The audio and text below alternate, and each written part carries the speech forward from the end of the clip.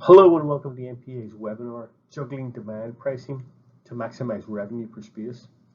My name is Eamon Connor, NPA's Director of Professional Development, and I'll be the moderator for today's session. During the presentation, all participants will be in listen-only mode. We would like this to be an interactive presentation, so please type your questions into the Q&A panel and we'll answer them at the end of the webinar. We would like to acknowledge the sponsor for today's webinar, Flash. As the industry's only true cloud-born solution, Flash's products are designed to be adaptable, respond to measurement, and to set you up for success in markets today and tomorrow. And now let's introduce our speaker for today's webinar. Wen Sang is the co-founder and CEO of Smarking Inc. Smarking is a market leader hired by parking operators, commercial REITs, municipal governments, and many others to enable business intelligence and yield management through its enterprise software as a service solution. Smarking is currently empowering over 2,000 locations across North America. Wen holds a PhD in mechanical engineering from MIT. He loves running, sailing, and golfing. Wen, you're very welcome to the webinar program. Yeah, so as Eamon said, I'm the CEO of Smarking. We are a technology company based in San Francisco, work with commercial real estate owners, municipalities, and parking operator partners to help you to maximize the business results out of your parking assets, leveraging state-of-the-art technologies when it comes to data, dynamic pricing, and e-commerce. So today we empower north of 2,500 parking properties across North America. Today, we have the amazing opportunity before the year ends to wrap up hell of a year 2021 by discussing what demand-based pricing is, what is its nature, what is its practice in parking, why do we even care about it? So we have two sections for today's session. We'll take about 30-40 minutes to go through some content, some of the latest information first, and then we'll have a dedicated 15 to 20 minutes for interactive discussion. So if there's more questions, we can always connect after the session. But yeah, throughout the session, if there's any clarification questions, please feel free to put it in the chat box, and we can always take care of them along the way. Without further ado, let's jump right in. So from a content standpoint, really, we prepared three parts for our session today. First part is we talk about demand-based pricing. Let's take a look at the demand first. So we prepared some of the latest information on market recovery and what are some of the new demand patterns, not only within the parking scope, but also broadly when it comes to mobility, where the world is, how it looks like today. On top of that, let's talk about demand-based pricing. Why and how? Is it myth or fact? Essentially, we'll have that opportunity. And at the end, there will be some recommendations from Smarking's perspective I'd like to share with everybody here. So first thing first, let's take a look at the parking world, where things are. So as a quick recap, 2020, we all know it was such a tough year. Essentially, COVID happened in March, and what we're looking at right now here is a chart showing us the parking demand in the measurements of off-street parking transaction volume in the year of 2020 compared to 2019 in terms of percentage changes month by month on a monthly basis, what the demand looks like back in 2020. So as we can see, beginning of the year, January, February, business is good. We were year over year up. March, when pandemic hit, we were almost half down in the second half of the month, essentially immediate impact. Touched the valley point in April, was closed 90% down, devastating for everybody. And then slowly but surely recovery happened, peaked in Q3, exited the year. I think the whole industry is still about north of 55% down. So it was such a tough year. And if we look at across the board, the whole year, the industry was down from a demand volume standpoint of roughly 50%. That was just devastating.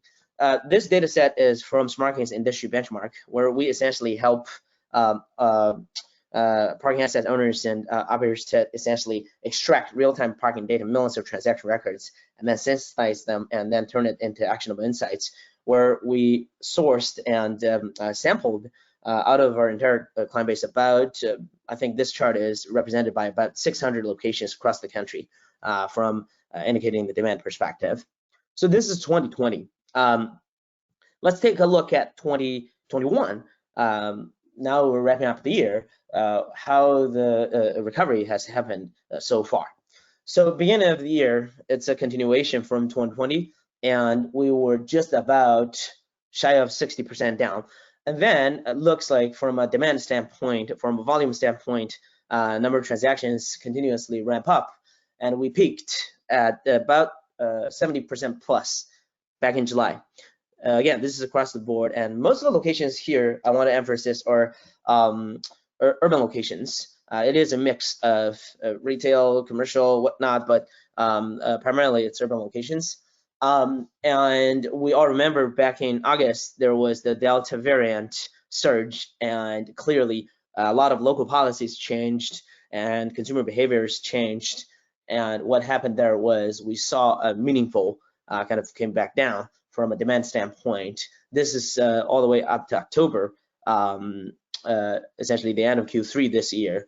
We were still, I'd say that the good news is we were more than 60, close to still, I'd say just shy of 70% recovered. I was able to take a quick look at the November recovery, and it seems like it's coming back a little bit. So fingers crossed, we're hopeful. But from across the board throughout the year, from a demand pattern standpoint, this is the world we're in today. The good news is there is good recovery. We're about just shy of 70% recovered. But it is clear to us, all of us, that we hear this new variant and whatnot. It's possibly going to be a process for us to fully come back. Now, beyond the total volume, we thought it'd be important to break it down and then see what has changed within that. So if we take a quick look at the breakdown of monthly parking versus transient parking recovery, this is also the same from the Smarking industry benchmark, that it's pretty clear throughout the year, this year, monthly has always kind of lag a little bit behind the transient parking recovery. So especially during the summer, seems like my read out of this chart is the red columns or transient parking. People are out and about, going to the restaurants, theaters, maybe events back, and so on. So we're doing those things. At the same time, returning of the workforce is a bit of kind of all over the place, depending on the employer's requirement, depending on the local markets, and some other factors may come into play. Would also be some of the folks started working a hybrid mode, and possibly the canceled monthly parks started to pull tickets. So that essentially tip of the scale a little bit, that make this gap, I'd say, even bigger, possibly.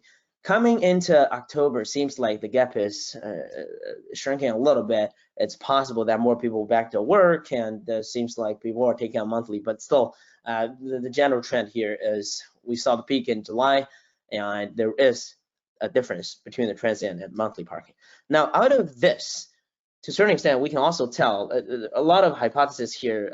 We need to look into the more in-depth data to understand if those are the facts, but it's completely possible that the demand pattern of how people use parking facilities have shifted meaningfully, in a way that before it was, the world was basically transient, monthly, that's it. Tens of millions of people drive and park every day to Monday through Friday to go to work. But today, there is that kind of the blurred boundary between transient and monthly that a lot of people are trying to figure out. Okay, if I'm in the office 2-3 days a week, what am I going to do? I hate pulling tickets, and I want to have the in and out privilege, and a lot of these things are happening. And again, on the flip side, on the landlord side, they're trying to figure things out. I was in this commercial real estate tech event in New York back in October, and we saw a lot of applications allowing employees to book a desk in the building. So a lot of these things would have implications, especially seeing the announcement of a lot of employers coming into January wanted to bring back the workforce. How this will shape out is really going to be interesting. because at the end of the day, we'll touch on this shortly as well, that more people are clearly driving and parking is the start point and end point of any tenant's experience building or visitors whenever they go to work, whatnot. So this is going to be a very important piece, even when it comes to the returning of the workforce. Now, with that, the high-level takeaway is really volume is coming back. It's still a long, it's still a process to go. We're hopeful, much better than last year, but there was meaningful shift within the demand composition. What is really recurring, and what are some of the new things happening? Now, beyond this, we also took a quick look at the online sales. So this is very interesting. Coming to 2021, what we're seeing. So this is also from the Smarking industry benchmark, but I do want to acknowledge that this valuable data is through collaboration partnership with our good partner ParkWiz, essentially looking at the online sales data across 15 US markets, how the recovery has been. Beginning of the year, this is very in line with the drive up. It was about 60% down, but it's very clear compared to pre-pandemic. This is compared to 2019. By the mid of the year, we're even beating 2019. So there are two factors to be noted here. One is before the pandemic, clearly our industry, similar to many other industry, per NPA's research with EY, we have a $131 billion industry, and there's a continued shift of digitization and online sales that was happening. But clearly, if we're looking at 2021 data and it's beating 2019 data, this shift is happening even faster, is our read.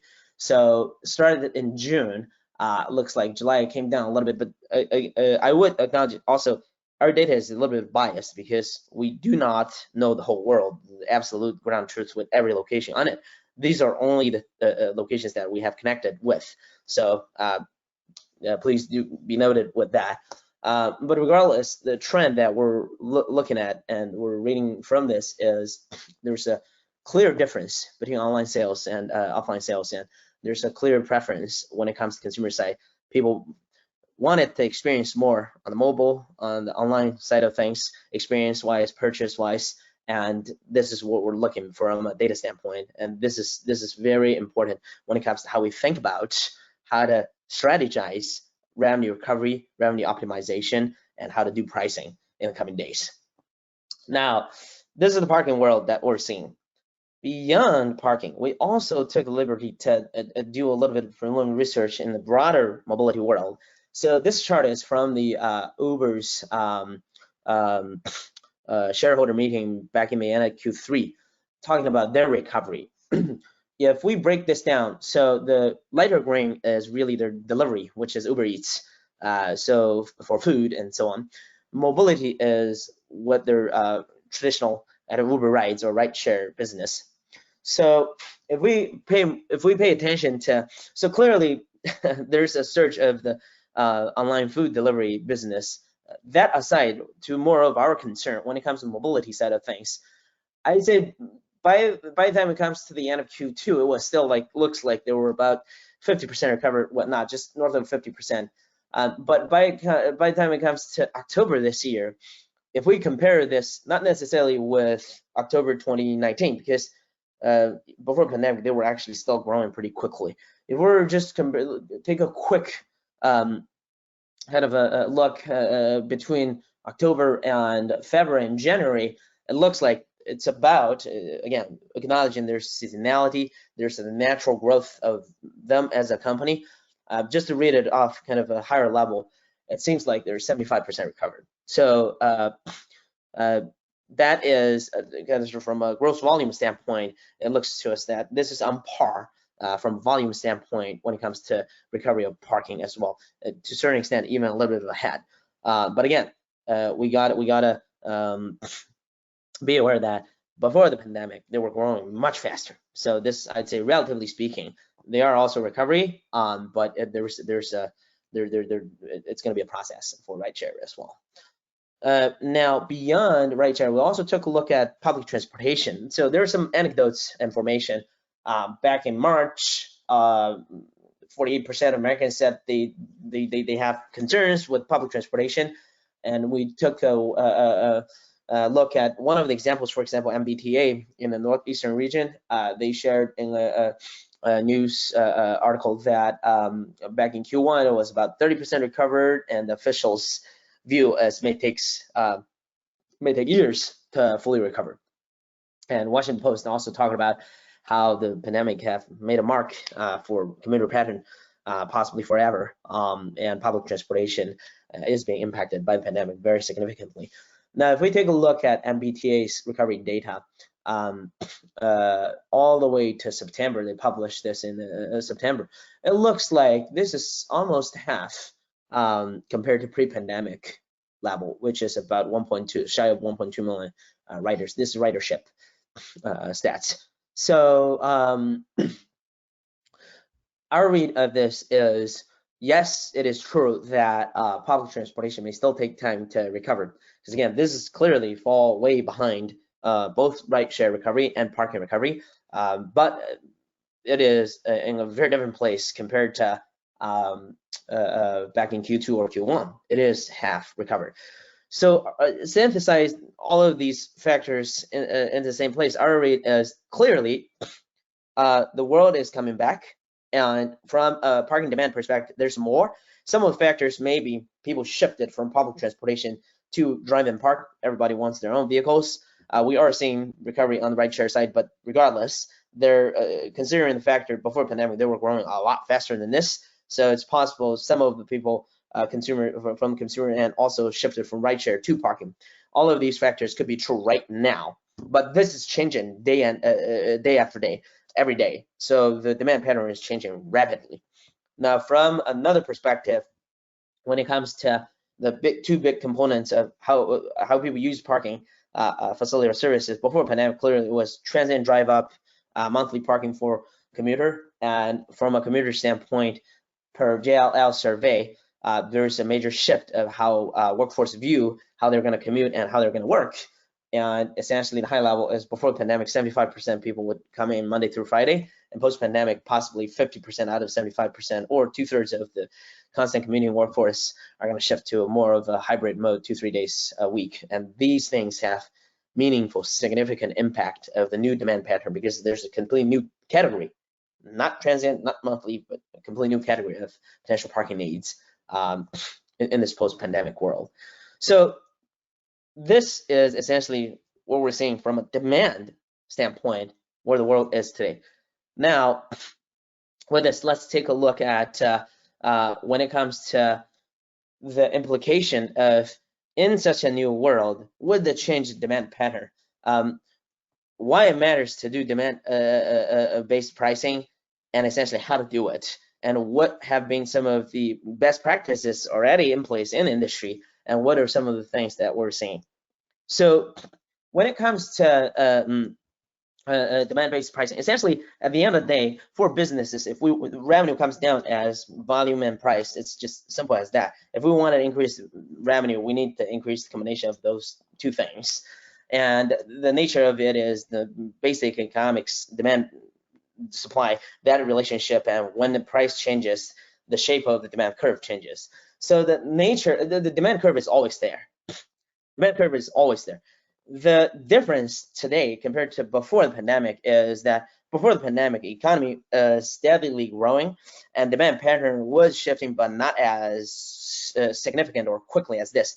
Now, throughout the pandemic, a big upheaval, a big kind of a disruption, and then when it comes to recovery, we're seeing the volume recover, but the consumer behavior, everything is in a very different place now, as we just talked about. And the demand pattern is changing rapidly every day. And that basically put the demand curve for any parking location, for any parking products, in a completely different place, that it could be all over the place. Now, this change has implication. It's essentially, before the pandemic, we say, yeah, business is good. We don't have to do much. It's like, yeah, let's just keep going. There's natural kind of increase of the or growth of the economy we can just take advantage of. We really don't have to worry as much. And 2019 was an amazing year. Now, post-pandemic, with this rapidly changing demand pattern, it's clear that there's only so much volume we can work with for us to perform better compared to the entire market, for us to do better with our own assets, for us to maximize the yield, we can't just sit there and do nothing. It takes that proactive pricing strategies to maneuver the existing demand that we could leverage off for each of our own parking assets in order to really maximize the yield or the results per space, revenue per space out of this. So as we talked about, because of the whole pandemic, all factors coming into play in this post-pandemic era, there is a good factor such as increased driving and parking versus public transportation, even rideshare. But there is also significant change in terms of new demand group in terms of the hybrid parking needs. And there is also a significant increase or acceleration rather when it comes to digital purchase and experience, online sales. I would say though still for our entire industry, the order of magnitude is of how online sales is impacting is still, we're still in its early stages. There's a lot more work to do. Travel industry, 60-70% of total volume is digital. Retail goods and so on, it's about 20-30% after 20 years of efforts through Amazon and many others. Parking, we're in the single digits right now. So just to put things into perspective, regardless, there is a absolute significant acceleration when it comes to online sales, and all of these factors we need to pay attention to, and all of these factors is calling proactive attention and strategies when it comes to how we do pricing, because again, one, there's only so much volume to work with. Two, this volume is very different from the pre-pandemic scenario where we don't have to do much. We do need to pay attention to it and then figure out how to price in them. So that's why. Another part of this, in terms of why demand-based pricing is important, is not only because demand has changed. We can't just rely on the old strategies. But also, in our industry, one of the very common thing is the prevailing kind of approach has been competition-based pricing, which absolutely has its value. So I shared two kind of screenshots here. One is kind of a brief section of a rate survey for one of the locations in New York, whatnot, for nearby locations for 3 time frames. So what is the kind of the competitors' rates? So essentially, our kind of observation is in our industry, most of the people would structure their rate table or their rate structure following, or let's say by observing the competitors' rates. But the reality is, while the competitors may have certain numbers in place, let's say Joe across the street, he only knows so much. Okay, so the competitor pricing is an opinion. It is not a reflection of the best pricing strategy or the practice in place. It's just what the other people think that they may want it to put in place to maximize the revenue. And a lot of times, our competitors, they don't think. They just, yeah, whatever.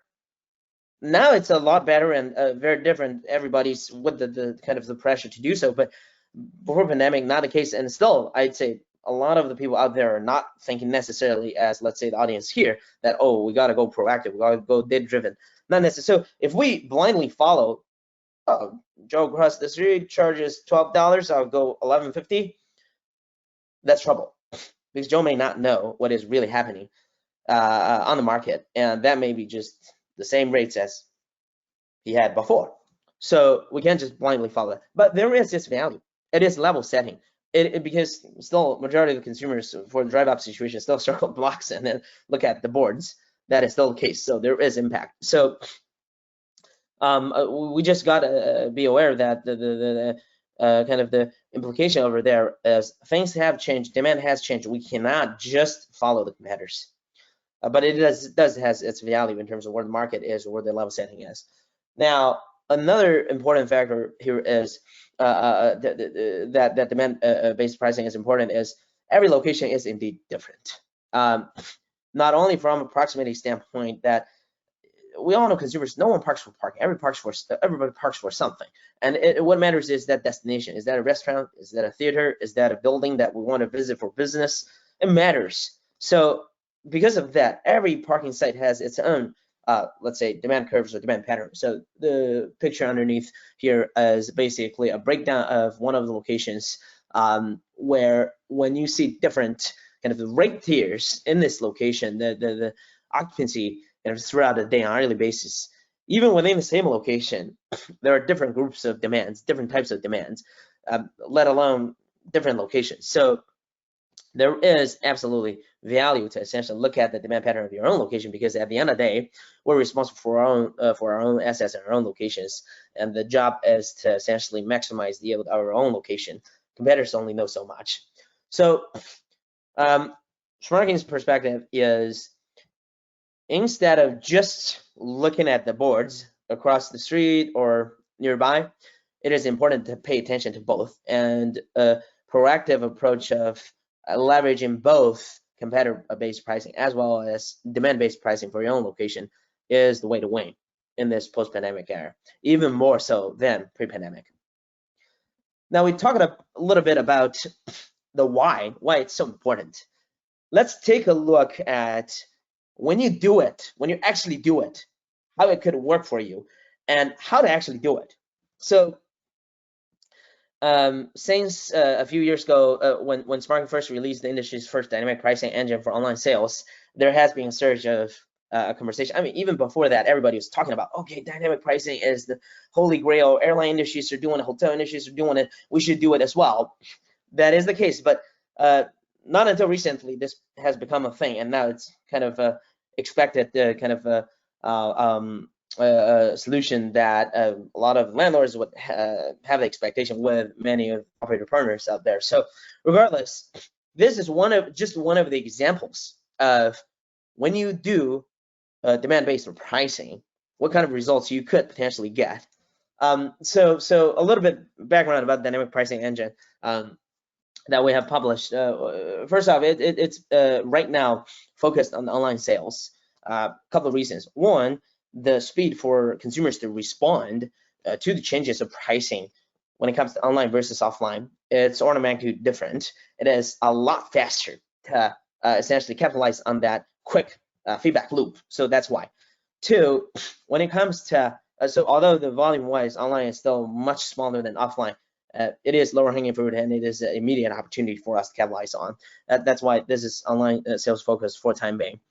Two, when it comes to enabling the full experience for offline drive up, when it comes to pricing discovery, when it comes to enabling that in and out experience, and most important, when it comes to enable the amount of rates you would need to host and reflect within the existing equipment for gated locations, and for non-gated locations, how to enable payments and so on.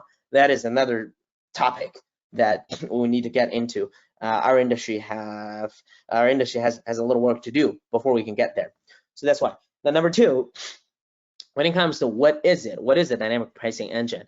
The nature of it is it's basically a machine learning computer algorithm. People call artificial intelligence, AI. It's the same thing, same concept, but the technology is similar to the airline hotel industries, but because we're at a different era when the hotel airline industries invented their method, we're a lot more advanced from a technology standpoint. We're leveraging the latest technology, similar as how Netflix uses technology to the big data to essentially make recommendations for your, the videos, like Amazon to recommend you the goods. The same technology behind the scene.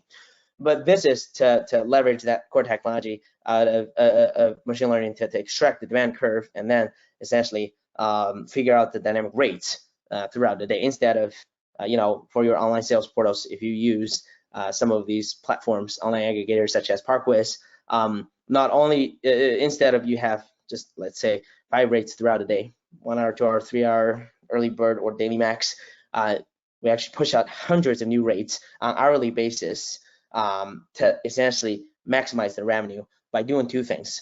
We'll tap into the details later, but it depends on the demand. There will be different perspectives in terms of what pricing should be reflected on the consumer side.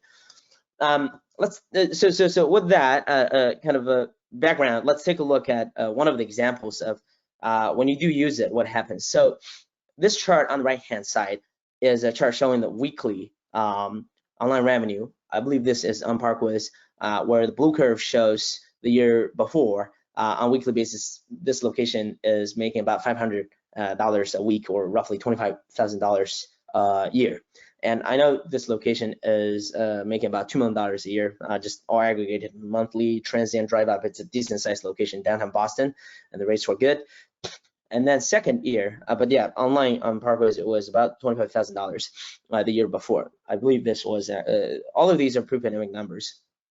The rat curve basically shows the second year, there was some organic growth. Clearly, before pandemic, there were also increase in terms of online sales, and it went to about $1,000 per week, or roughly $50,000 a year. Now, after the dynamic pricing engine was turned on, Smarking automated yield management, that's the name of the engine, and the weekly revenue essentially went to the range in between $3,000 to $4,000 a week, roughly annualized $150,000 to $200,000 a year. So that is a net increase of $100,000 to $150,000 a year, possibly. And if you give the asset a generous 5% cap rate, the asset value simply appreciates for another $2-3 million if you sell the asset. And the landlords was extremely pleased with the fact that you can leverage off your own data, your own demand data, and then do demand-based pricing, and then essentially enable the next level of the return. Now, one thing very important I'd like to point out is the way this set and forget computer algorithm works is, as we talk about, the algorithm would taking all the millions of parking transaction data and then crunch it and then come up with the understanding of the demand curves, and then push out hundreds of new rates on hourly basis instead of not changing it, or just have 5 static rates. But the baseline or the mechanics that made it work is important to pay attention to. It's 2 things. One is that demand-based pricing, which is done by the computer program. That is the algorithm, what the algorithm was doing. Essentially, by understanding the historical and real-time demand pattern, the algorithm is basically spitting out the understanding of what would possibly give us the best results. And then it'll do trial and error fast tests to see what is really the signal, and then loop back in that signal and continue to do whatever it is doing to understand the demand, and then push out demand-based pricing. But another piece also very important is there is human supervision for this algorithm to work. Basically, human beings draw the box, the floor, the ceiling, the operational parameters, in order to essentially make sure the algorithm won't go haywire. So when it comes to making it work, it's important to see that even for dynamic pricing, it's a combination of human supervision with computer algorithm. Human supervision does the work to essentially pay attention to competitors' rough candidates level setting, and also your own operational parameters. And the computer algorithm does the automation of demand-based pricing. It's a combination. Now, it sounds like magic, and I would say this is one of the better examples that we have observed. Most of the locations through our partnership that we've deployed in over 15 markets in the US, and a lot of the locations, typically we see a kind of 2x or a 100% increase. This is a really amazing location. That's just extraordinary. But I would say this is not necessarily the case for every location. A lot of times, between 5 to 10% of locations won't work out. But you can just turn it off for whatever reason. Clearly, the technology continue to improve every day. But again, the key point here is it is a combination of computer algorithm, which does demand-based pricing, and human supervision, which pays attention to the level setting from the competitors' rates. Now, if we say, okay, this sounds like, how does this really work? What is the nature of it? Let's take a look under the hood. It's really no myth. It's all essentially facts. That the way it does it is simply that when the demand is high, basically the whole point here is what the computer algorithm does is exactly what we human beings want it to do. If we have that time, if we have that energy, but what it does is it's just automated the whole process and made it a lot faster, light speed fast. So essentially, instead of having static rates, as I mentioned, throughout the day, basically the computer algorithm would do 2 things. When demand is high, statistically, it'll push up the rates without losing the edge compared to the competitive locations. But and when demand is low, it'll go aggressive without losing the attention to profitability or what makes sense. Let's not, because race to the bottom is the worst. We don't want that. So the algorithm does that, does the automation for those 2 things. Now, this is a rate table when it comes to, if you look under the hood, how dynamic pricing is working compared to, the human rates table. clearly, automatically, there's a lot more work here involved. But yeah, the computer algorithm, we could rely on it, set and forget, and it just automate the whole thing so that when we're asleep, it's working for us to make more money. But the nature of it is exactly that. One thing I think important to point out is while it's pretty clear to us, right? We could probably do it as human beings, but we need to hire a fleet of business analysts or whatnot. And is it worth it? What is the output? So this is where we leverage off the technology to do the sort of work to make this whole process automatic. Another thing I want to point out is really what happens here is it's trial and error. It's trial and error. It's no rocket science, right? We push out new rates. The computer algorithm observes what happens. Is demand going? Is our total revenue, not just number of cars, total revenue going up or going down? Oh, was that a right direction or wrong direction? Okay, if it's the right direction, let's double down. If it's the wrong direction, let's pull back. It's just all of those minute cycles that the computer algorithm is running to produce us this result automatically, without us interfering, without us worrying about it.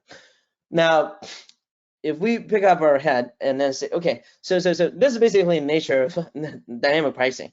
There's no myth. It's simply what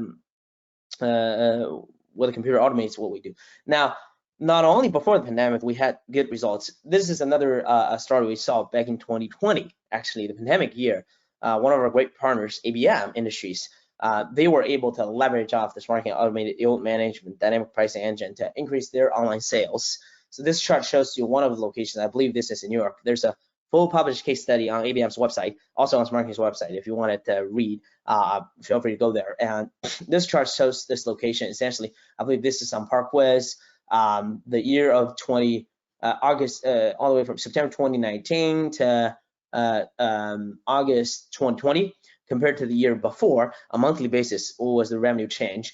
So the timing of deployment of dynamic pricing was rather unfortunate. Deployed in March. Clearly, April, there was a natural kind of a drop of the demand, total demand. So, however, when it comes to later in the year, the algorithm started to work, and there was a significant catch up, and then we even beat the 2019 numbers. These are all 2019 numbers back in 2020, which is absolutely phenomenal. While there is so two nuances to point out here actually also. One is when it comes to how the dynamic pricing engine works, it does require a base volume, meaning that our assessment is for locations with more than 50 online transactions on this particular sales channel you have per month, that is the base requirement that you would need to make this work. The reason is very simple. For the algorithm to work, it consumes all the data. The larger the data set is, the more comprehensive, holistic, and accurate the algorithm could be, because you have enough, more information. If you don't have enough of transactions, if it's lower than 50 transactions a month, we say it may not be worth it, because the computing part does cost money, host everything on AWS, and it may not make sense. So it does require the base volume. So when the volume is really, really low, there is a zone that this won't work. When the volume is really high, it's even better. So that is one nuance to point out. Another nuance is essentially, clearly there was a general kind of a recovery. Remember earlier we talked about back in Q3 last year, the whole industry was back about 70% or so recovered. From a drive-out standpoint, online probably is a bit faster, but regardless, if we're talking about compared to pre-pandemic numbers, and we're beating pre-pandemic numbers in this month, it's about 3x. It's pretty clear the result is there, right? So that is just yet another example of how you can leverage off dynamic pricing for online sales. The essence of it is it's a combination of demand-based pricing and competition-based pricing. We just want to emphasize on it is important to pay attention to demand-based pricing beyond the competition-based pricing. So that's that. Now, more interestingly, one thing I think that point out here is most people thought, oh, okay, let's just do dynamic pricing. That's it. But it is also the reality that, as we pointed out, online sales is still in its early stages in our industry. It has years to come to essentially get to the level compared to travel industries and so on. There are lower hanging fruits and even bigger opportunities when it comes to drive ups. And to do demand-based pricing, you don't need it to change, thousands of times throughout the day. You don't need that. There's immediate opportunities for your transient drive up. All you need to do, immediate to the benefit from the dynamic pricing, demand-based pricing approach, all you need to do is to get your data together and then look at it and then make adjustments. That's all you need to do. So this is an example of a I believe one of the locations in New York that simply by looking at the price tier breakdown in terms of the revenue on a monthly basis, this is actual data in the year of 2021, we can easily identify the $23 tier is giving us a good amount of demand and it is increasing. And the natural question to ask here is, for this price here, do we have the option to try it out, just push it up a buck, up 24, how about 25? The key is not to say that we know every location's details locally, because there are also that competition environment, there are also other factors, but the key here is, without looking at this, we're just heads down operating every day. We don't know, we don't pay attention to it. The moment you have the option to look at this easily, we're going to start asking those questions. And the key there is not to say that we can predict future. The key there is to test it out, try it out, push it up, and then see what happens. If it goes well, we keep doing it, then keep pushing it up. If it doesn't go well, let's pull back. That is the key. And to do that, so we have a solution essentially to help you to centralize. That's our base solution, which is at 2,500 parking properties across North America today. That what it does is we talk with the parks, we talk with online sales channels, whatever you have, centralized data, centralized millions of transaction data in near real time, and then push it out as visualized insights like this. These are the actions we should be thinking about taking. And this is demand-based pricing. It doesn't have to be fancy with the dynamic price. This is it. So I actually have, I believe, this location up live here. Let me see. Yeah, so basically, not only you can see the locations demand, just you can also isolate them. Just take a look at this. I mean, this is great recovery. Why are we not thinking about trying it out to see if we can push it to 24? There is no reason. You can also see the transactions and so on. So by having your own data together, by understanding quantitatively your demand pattern is the start point of leveraging off demand-based pricing to benefit your own business. And this, by now, pretty much a standard practice by a lot of leading commercial real estate owners, as well as leading operator partners that we work with, even municipality folks. This is the way to go. This is what clients would expect. This one of the basics that we would highly recommend. So the whole point here, again, is it does not take the fancy dynamic pricing to leverage off the best practice of demand-based pricing to benefit your own business. And based over there is to get your data together and essentially just take a look at it and then try things out, make adjustments. Now, we started the conversation with the thought of, okay, market is changing, market is recovering, demand is changing. We want to talk about demand-based pricing, and the base of that is demand. We looked at the demand changes 2020, 2021.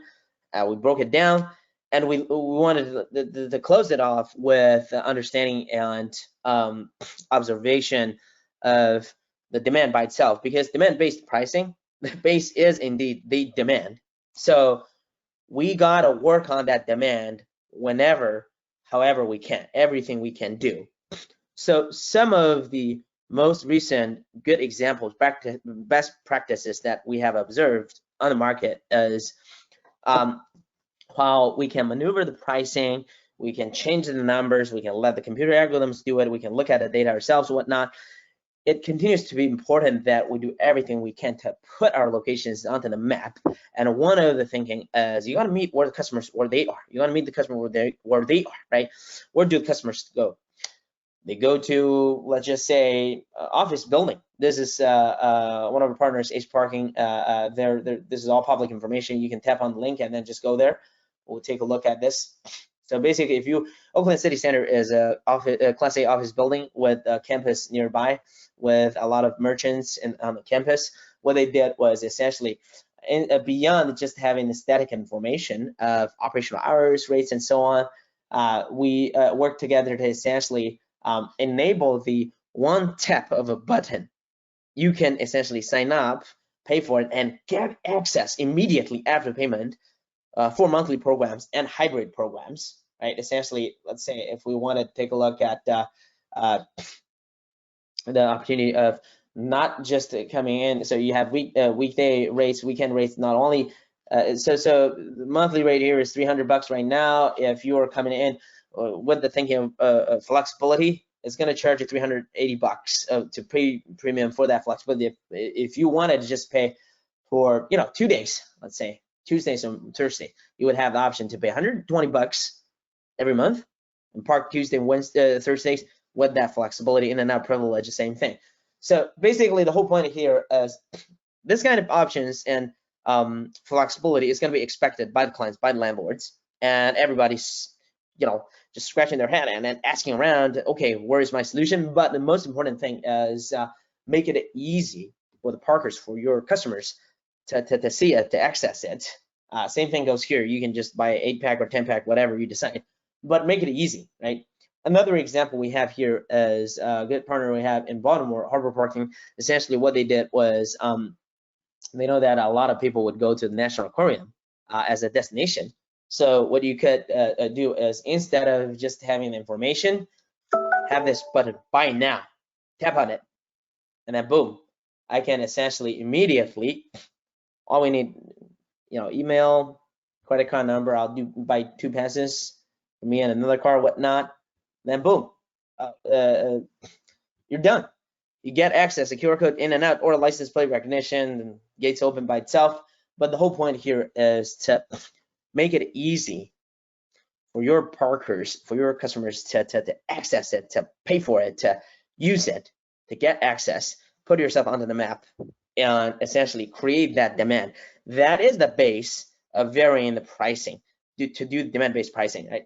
Fun interest, and fun fact, for this program, National Aquarium, when our partner just launched it, it was $15. Then because of this, demand went up. Okay, let's do 18. Let's see what happens. So this is the base. Demand is the base. Now, with all of that, I understand we're coming at the time mark in 10 minutes. Do want to leave a little bit of time for questions. Let's wrap it up with a couple of with a few recommendations here. From Smarking's perspective, it's a new world. Recovery is happening, encouraging. It'll be a process, but the demand pattern across the board has changed. Several things we talked about. There's a new demand in terms of the hybrid mode coming up. More people are driving and parking, good for the time being. And the consumer landscape shifted in a way that a lot more people are getting on the online channels. So when it comes to how to work with this new demand pattern, our review is pre-pandemic, you can get by, just look at Joe across the street, how much he's charging. Now you cannot. We have so much volume to work with. We got to go proactive. We got to do both competitor-based pricing of observation as well as demand-based pricing. We got to try it out, trial and error, and then look at our own demand pattern, try new things, and then see how it goes, and then double down on the success and then pull back on the failures. It is important to go proactive. Dynamic pricing is the new norm. Everybody who operates use online sales channels. That is expected from client side, from the leading operators practice. This is how things are done. If you do online sales, you got to have dynamic pricing engine behind, so that computer is doing the work for you. With the notion that you set the parameters, can't let it go haywire. Now, even bigger opportunity exists. Most people don't even pay attention to is the drive up volume. Clearly, we saw transient recovery is a lot faster than monthly. How do we capitalize on that? How do we take advantage of that? Break down rates tier, break down parking programs, visually look at the demand pattern, and then try things out, right? For the increasing demands, you got to push it up a little bit. If it comes back, you pull it back. Do things proactively. But the key here is that is lower hanging fruit. That is bigger opportunity than even online. All you need to do is get your data together, get the data out of the parks. Don't do Excel spreadsheet, use tools. We have a tool, but you can use whatever tool you have to just make it so easy for your managers, for your analysts to look at it and then immediately take actions. The speed, the kind of the timeliness is extremely important. We can't wait for that monthly report every month, the 15th, for the last month. It doesn't work. We got to go a lot faster, real time. Last piece is demand-based pricing. The base is the demand, so work on the demand. You don't necessarily need an app. You just need to meet the customers where they are. Put yourself online. You don't exist if you're not online. People go to theaters, museums, restaurants. Make it easy for the businesses around your assets to use your facility by giving them a one link, one click of button, just boom, right there. Consumers just pay for it, no wait for 2 months or 2 weeks for that parks card. Just let them do things on their phone per their preference. That is what is expected from a lot of leading owners as well. So, all right, that's all we have to say. And if you want to chat about your properties, we're here. Feel free to scan the QR code. But again, thank you, Eamon. Thanks, NPA, for this opportunity before the year ends. And yeah, any questions? Well, now I know why you went to MIT. When that was a fantastic presentation. Tons of information there, and so I want to thank you for that. I do want to remind the audience that we have recorded this, and I will make the recording available afterwards along with the presentation here or the PowerPoint. Put that in your course package. If you do have questions for when, you're more than welcome to text those into the Q&A panel, and we'll try to get through as many as we can. We've got about 5 or 6 minutes here to get into that. As people are thinking of those questions, let me just throw a couple of things at you, and for the good of the order. You mentioned during the course of the presentation about online sales and where the parking industry is with online sales relative to the airline industry and the hotel industry. And I didn't quite catch the percentage that you said, so maybe you could just talk to that a little bit. You know, of our total revenues that we're generating, how much of that is online sales, and where's that heading? Definitely. First off, Eamon, this is just our kind of estimation from outside based off information publicly available. So we did 2 sets of research. One is essentially kind of surveying or understanding or also observing from our partners, clients for each particular location, kind of bottom-up approach, how much volume they're getting from online, except the particular locations, such as if you have one nearby, let's say Broadway, whatnot, in New York, whatnot. Most of the commercial locations, urban locations, before the pandemic, they were in the single digits kind of percentage zone when it comes to online versus total. Coming into post-pandemic, it's a lot more, but still, it's largely in that zone. It's approaching the double digits percentage, but it's still in the single digits across the board.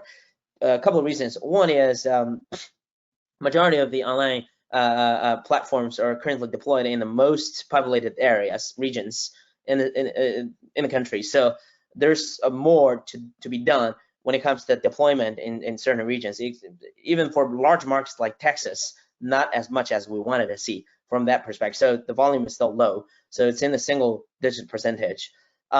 We also did kind of top-down approach when it comes to research, just look at, you know, estimation based on public information. What are some of the gross volume a lot of the major platforms are processing every year, and aggregated, it's in the single digit of, you know, billions dollars every year based off the size of our industry per NPA research, $131 billion. It's clear that it's in the single digits. So yeah, we look at both, and that is where we observe things are. So it's in its infant stage, and we think that is opportunity. That is opportunity. The world is headed that way. We should all jump on the wagon and then go proactive. Again, you don't need an app per se to do that. There are so many things you could leverage off, right? You have Amazon's world, you have the Shopify's world. So, yeah. So that's interesting that there's quite a distance to go then, and quite an opportunity. One of the other things that you mentioned, you give that great example of the parking facility up in Baltimore and the work they're doing with the aquarium. And this issue came up in a couple of other presentations that NPA has done on the whole issue of online marketing and talking to consumers, which is that once you start doing that, and I can talk directly to you, or at least get in communication with you, it opens up the opportunity for rewards and incentives and all of that. Where does that fit into the dynamic pricing puzzle? Absolutely, absolutely. Thank you for that comment and question, Eamon. So essentially, I'll just comment quickly here. So basically, with this example, the start point of this is someone interested in someone we don't know from a parking operator standpoint. We don't know interested in parking nearby the National Aquarium. The moment they tap on this, the moment they make the purchase, they build that relationship with you digitally through their email, their payments, their service. You know now who is parking in your location. And then the next level of things you can do is with management platforms, let's say, like we have built, we call it Smart Pass. Basically, it's a e-commerce platform you can have for yourself that you see all your parkers, and then you can start that engagement, just like Uber would send you a notification, oh, $5 off. You can basically send a message digitally to them, say, hey, not only we have a program here at National Aquarium, we have 50 locations in Baltimore or DC. If you wanted to park in these locations, we have a Christmas deal for these retail shopping center zones. And then still 2 steps, get that demand and then work the demand with pricing is our recommendation. So both of those 2 components matter, and having that direct digital touch with the consumers is the key to get started with that. So it's not just cold numbers with the pricing, just, okay, work the algorithm. That is only one piece of the puzzle. The other piece, the foundational piece, is now parking folks have the opportunity to actually work with the parkers, the customers, digitally, directly, instead of not even knowing who's in my location, right? Through the tools and technologies like this. So we believe that is the base, that is the foundation. Okay, that's very interesting. And then the other half of that kind of puzzle, if you like, is we tend to talk that we've got all, and by the way, we're coming up at the top of the hour, so I think I'll make this the last question, but we tend to think that we've got 2 different customers that we're serving. One is the parker, the consumer looking for that parking spot, and then the other is the client that we're trying to serve. And I'm wondering if you could talk a little bit about the benefits of dynamic pricing and that type of approach to a client that maybe has a set of parking spaces that you're managing in a Class A building. Absolutely. Thank you for that question, Eamon. So exactly to your point, day to day, we're helping the parkers, the customers, consumers. But at the end of the day, a lot of times our industry is answering to the asset owners. And when it comes to that, not only major vertically integrated building owners and operators care about this. Now, parking makes 5 to 20% of commercial buildings income. Depends on the building. The challenge for the owners typically is they don't know how parking works, and but what they do know, and the investors, like the major let's say the asset management firms, they all care about parking now in a way that their focus is twofold.